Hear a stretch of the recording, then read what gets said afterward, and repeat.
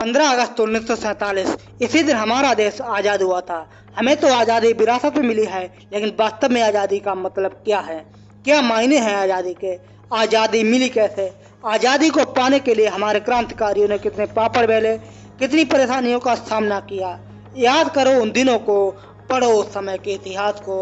इतिहास को पढ़ने से उस समय की कहानियों, क्रांतिकारियों की गाथाओं को सुनकर के रूह थर्रा जाती है। आज़ादी मिली तो मिली कैसे? आज़ादी मिली नहीं है, बल्कि आज़ादी को छीना गया है। हमारा इतिहास गवाह है कि आज़ादी मिली नहीं है और ना ही आज़ादी भीख में मिली है, वरन आज़ादी को छीना गया है। कुछ लोग कहते हैं कि आज़ादी 2014 में आई और 1 या 2 परिवारों से आज़ादी आई है।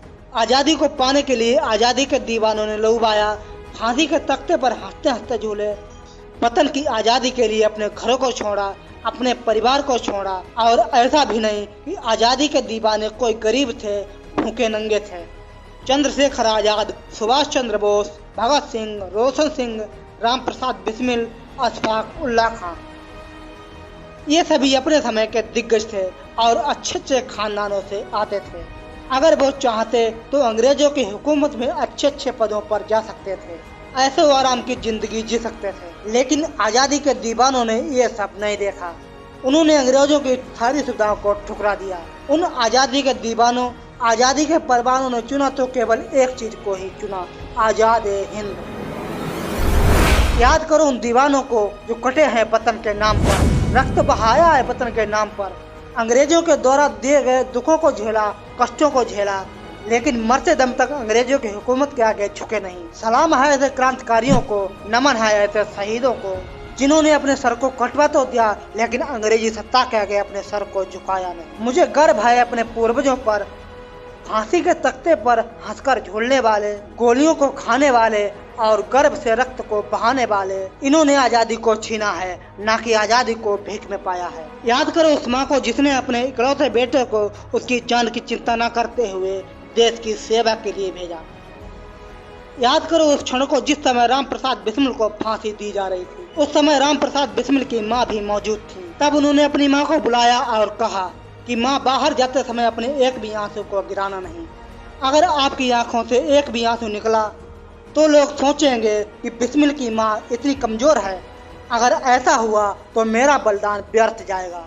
याद करो उस माँ को जिसका पुत्र फांसी के तख्ते पर खड़ा हो और माँ को बुलाया। तब उस पुत्र ने कहा, माँ रोना नहीं। तब उस माँ ने कहा कि बेटा, अगर तुझ जैसा पुत्र और होता तो मैं उसे भी देश की सेवा के लिए बलिदान कर देती। आज़ादी के हवन कुंड में केवल पुरुषों ने ही आहुतियाँ नहीं दी, बल्कि याद करो रानी लक्ष्मीबाई, रानी दुर्गावती, महारानी तपस्विनी, रामगढ़ रियासत की रानी अवंतिका बाई लोधी, वीरांगना झलकारी बाई आदि विदेशी आक्रांताओं के सामने झुकी नहीं, बल्कि उनसे लोहा लेते समय अपने आप को आज़ादी के हवन कुंड में न्यौछावर कर दिया। पढ़ो अपने क्रांतिकारियों का इतिहास, आज़ादी के दीवानों की गाथाएं, जिनको सुन करके, जिनको पढ़ करके आपका सीना गर्व से चौड़ा हो जाएगा। पढ़ो जलियांवाला बाग हत्याकांड, काकोरी कांड आदि, जिनको पढ़ करके पता चलेगा कि आप कौन हैं, हमारा इतिहास क्या है। गर्व महसूस होता है जब कहते हैं इंकलाब जिंदाबाद, जब गाते हैं सरफरोशी की तमन्ना अब हमारे दिल में है, देखना है जोर कितना बाजुए कातिल में है। आज़ादी मनाना जरूरी है तो आज़ादी निभाना भी जरूरी है। मोहब्बत अगर वतन से सच में है तो सरेआम तिरंगा फहराकर दुनिया को हिंद की आशिकी जताना जरूरी है।